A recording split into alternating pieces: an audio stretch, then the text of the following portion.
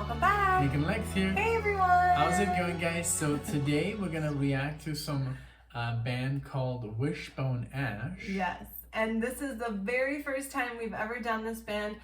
We're doing this as a request for our dear subscriber, Bird in Hand. So thank you so much for requesting this. This is a band that I had never heard the name before, but as soon as we posted Boston Hitch a Ride, a lot of people started mentioning that band in the comments in that video. And then I've noticed it in other videos as well after. But they mentioned it even in one of the King Diamond videos. Yep. And I wish I hadn't read the, that comment, but it basically, they were saying that those are the guys who invented the Iron Maiden sound, the dual guitar before Judas Priest and before Iron Maiden. Okay, cool. So that's kind of cool, That's something to look forward to. Yeah, yeah, exactly. And I hope they do it. Maybe they don't even do it, but it's cool that now we know the inventors of that Yes. very particular sound, which is cool. Yeah, and this is going to be the song Sometime World from the album Argus, 1972. So 72. Back to the 70s, which we love. But other than the dual guitar trivia and the fact that they're mentioned in the Boston video, we really still don't know what category or if it's progressive or metal genre or Yeah. We just know that it has dual guitars, which is awesome. Exactly. Yeah. So I'm excited about this. Thank you so much, Bird in Hand. And thank you everyone else for watching this. He was obviously not the only one in the comments talking about the band. So if you mentioned the band or if you suggested it, thank you so much. The request just kind of makes it like a for sure, thing that we're going to react to. So here we go. Here we go. All right. Thank you so much. I'm excited about this. Something totally new that is from the 70s that has been mentioned in our videos. It's for sure. It's good. It's going to be good. Yeah. Okay. Here we go.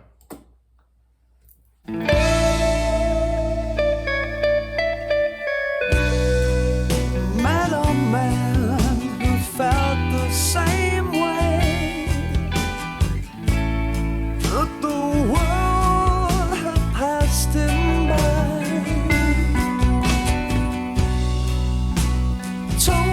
To me, all his troubles,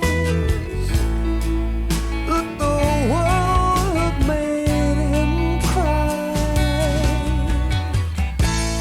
Life had kept him waiting, regretting his pain inside. Had to feel underrated,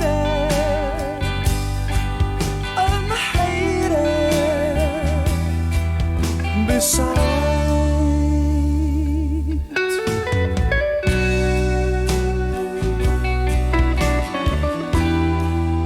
Very nice guitar playing.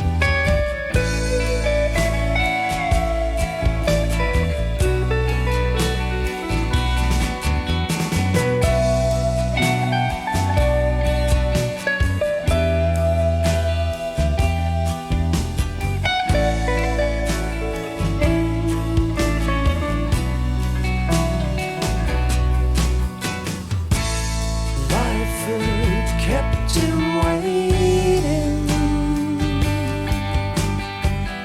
regretting his shame inside. Had to feel underrated, unhated, besides. Sometime world pass me by again. Carry you, carry me away.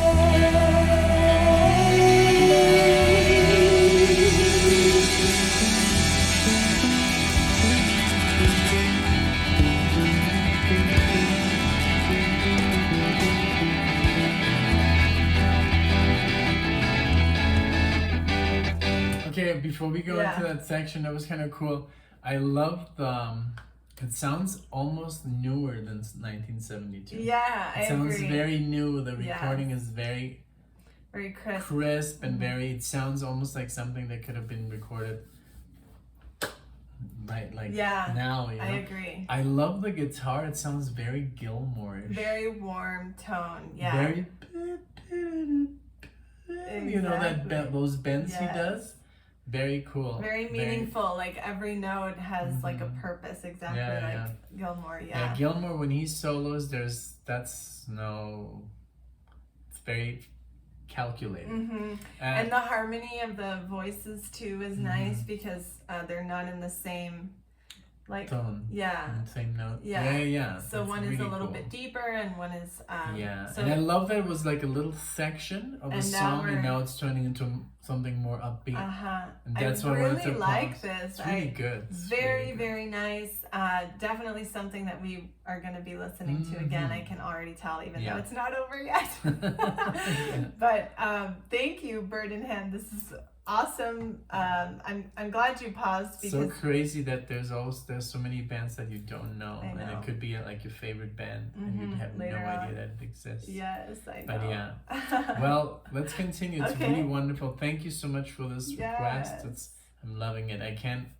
I'm sure it's gonna go really cool places. I know, me too. And I went ahead and rewound it just a couple seconds. So here we go.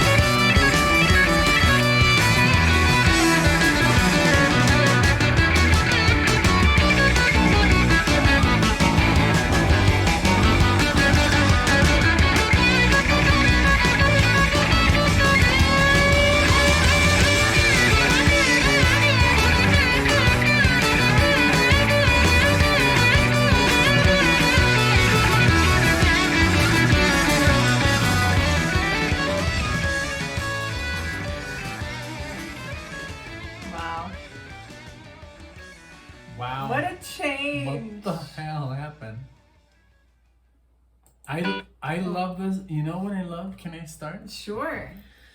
Okay, so it reminded me a little bit of Renaissance, which is amazingly good, of course. Yeah.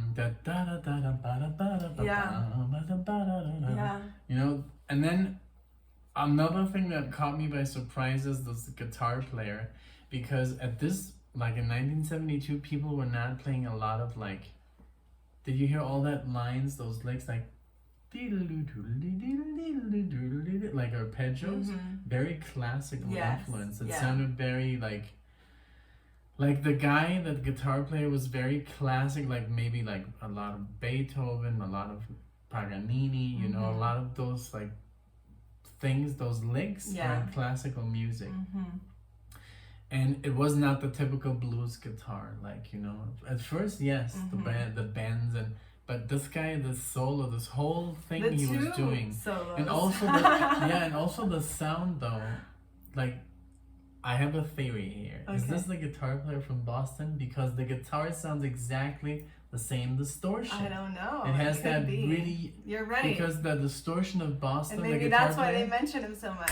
Yeah, I'm trying to connect the dots. If I'm wrong, I'm wrong, but it sounded very much. I was gonna look it up, but I'll let you guys tell us. It could be the guitar player from Boston, because it sounds really, that distortion is very. It has that same flavor, and also they're playing very technical. For 1972, there were a few guitar players with that kind of technique. Yeah, and I loved that. Yeah, it had such a different feel, obviously, in the beginning than it did later. I love the. I love that voice, those voices. Oh, those voices.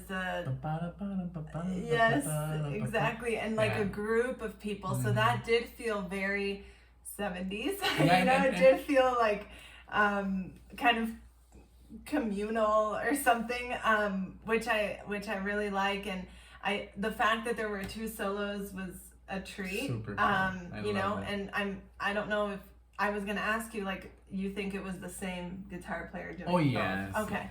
Because I was like, sometimes like Iron Maiden, they have two. Right. So. But I think it was the same guy, just playing very nice, meaningful, like, you know, lines and bends, and then at the end he got more like creative with the whole like classical. Like, it sounded like almost like Ritchie Blackmore. I know it's not Ritchie Blackmore, because Ritchie Blackmore. But it didn't, you know, I mean, you know the way, for example, Jimmy Page used to play in Zeppelin? Very bluesy, very... kind of like... You didn't hear like a... Yeah. I want to use the word lazy, like, in Led Zeppelin, but not lazy, just like very slow and like... No, because, I mean, remember, he has some really like freaking fast solos, like Jimmy Page in Led Zeppelin, but you haven't. I know it's the worst. She's like a Led Zeppelin fanatic, but she's only listened to one like this. No, I know. Oh, two. Like 3 or 4 albums, like very well. But that's like not a fan, because I'm a fan and I know everything by Led Zeppelin. But I had all the records, and I know them in and out. So no, he does play very fast shit, but. I'm sorry, but it's more blues. They used to call Zeppelin more like a heavy blues band, like a blues band with distortion. And they were like, "What? We're playing heavy metal here." But they're also, when they did invite them for the heavy metal documentary, like what was it called? Metal. You guys know. Metal, like history or metal. The Canadian guy. I know. They were like, "Oh, we're not heavy metal. We're not gonna participate in your documentary." That was like, what? I mean, you're like the Godfather. But wow, going back to the guitar playing, Jimmy Page was maybe not lazy, but more like blues oriented, because he did play in, I think, Cream. No. I might be wrong. I have no idea. Might be super wrong. But speaking of Wishbone Ash... But this guitar player was just very technical for that time. Yeah, I agree. I'm done. I definitely agree. And I think this band is gonna give us a lot more stuff. So I can't wait to see like what else you guys recommend by them, because I can absolutely see this becoming something that we both really enjoy, because it does have elements that like Nick really likes, and then it has that like 70s vibe that I love too. So please tell us. It reminded me a little bit of also like Uriah Heep. You know, Uriah Heep, because they're also very heavy for the time, because in the 70s that distortion was just rare. It was more like a fuzz, but this was more like a distortion. Yeah. You know? So yeah, thank you so much, Bird in Hand, for this. Thank you again to everyone else who's watching, liking, commenting. Everything helps us, and we appreciate everyone so much. This musical journey that we've had this year in 2021 has been out of this world. We could have never thought that we started with have one band. all this knowledge, the channel, the support, and the it's love. Super funny because we started listening to one band in 2021. Oh, Marley's present. Yeah. Come here. Make a little cameo. Come for Raider fan. Come on. Come. Look at this little boy. Oh my gosh. Look at him. He looks like a little boy. He's not, he doesn't have his usual mane on. Yes, he recently got his little groom. There we go. So, but yeah, exactly. So in 2021 we had, like, because we started the channel German band in February, but February? Yeah, but we were only listening to one. But at to the end of 2020, we were listening to only like one band, and he's extremely uncomfortable the way you've got him. So yeah, but this has been just such a blessing, you guys, in so many ways for all three of us. Marley's gotten some new toys from friends and treats and a bunch of stuff, and we've gotten the treat of discovery. So thank you guys, everyone. And just so the comment much. section is just like, if I'm depressed or down or something, I just look at the comment section. I feel so much better. Yes. Thank you guys. Thank you everyone so much, and we hope to see you in the next video. Thank you guys. Bye everyone.